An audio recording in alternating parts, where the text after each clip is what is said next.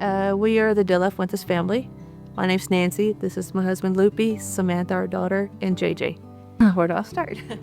JJ growing up, he was, and not because I'm his mom, but he was literally like almost a perfect child. Very easygoing, very athletic. Football was everything to him. Our journey started November the 1st of 2024. It was during a football game. It was senior night. Throughout the game, I didn't really feel nothing. All the adrenaline going through me, you don't really feel a thing at all until once you kind of settle in and relax. And he started having like a sciatic nerve pain from his hip all the way down to his right foot. He didn't want to get it treated. He wanted to wait till after the playoffs. And I was at work one day, and Samantha calls me at work, and she's like, "Mom, you need to take JJ to the doctor. He is screaming and crying, and he's in pain." My mind was at worst a herniated disc, and then with that could be minor surgery and 2 to 3 months of rehab, and you'll be fine. The next day, we got in with the family doctor, and they were able to do an MRI like right there, and that's where it started. He had a mass. So the next day, we took a trip straight to Houston. We were told to go home and they'll give us the results within a week. Yeah. He had an official visit at McMurray to play football, so we scheduled that one on our way back. I love the place. I love the University of McMurray. Everything just seemed perfect for me at the time. And the coaches had this tradition where if you were to commit on the spot, you would ring the bell. Before we left the parking lot is when we got the phone call with his results. The biopsy came back and the cancer is malignant. It is still localized. That whole car ride back was complete silence. It was the longest drive ever. It was hard driving back over here, just, tearing up on the road.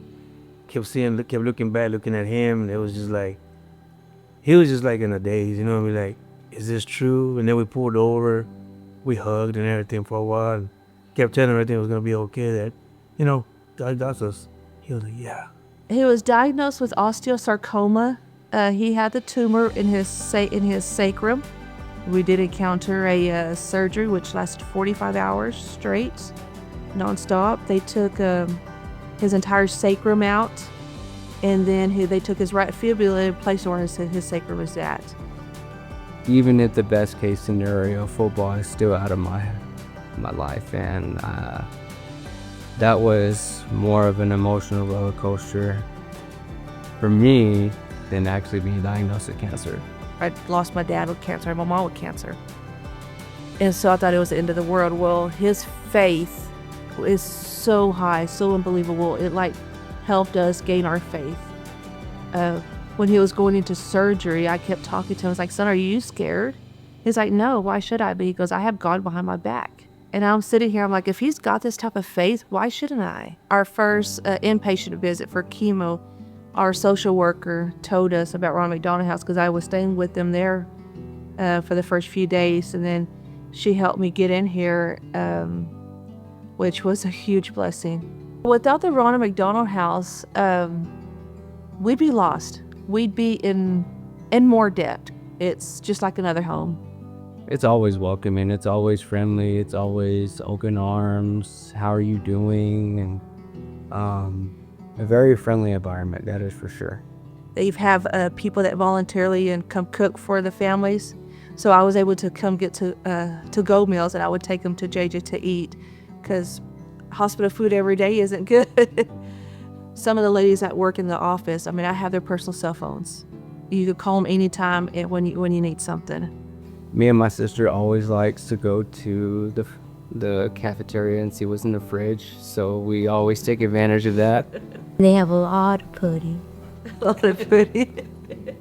Staying at the hospital, you develop more stress. You develop anger. Then you let out like, I'm tired, but you don't want to show the kids you're tired because you don't want them to be like, oh, if it wasn't for me, It just adds and adds more stress into your life. You don't want to leave your son in a different town. Without this, we'd be spending money out of our own pockets to stay at a hotel every day, and not just hotel-wise, but food-wise. Ronald McDonald is real. I personally experienced it. Ronald McDonald is a place for families. They treat you like family. God has other plans for you, and you have to follow it. And so with that, I'm still keeping my hopes up, and I'm still pushing. And so now that we're at the end of this journey, it's still a gambling feeling. I mean, I still haven't done my scans yet, but I'm hoping I can ring that bell soon.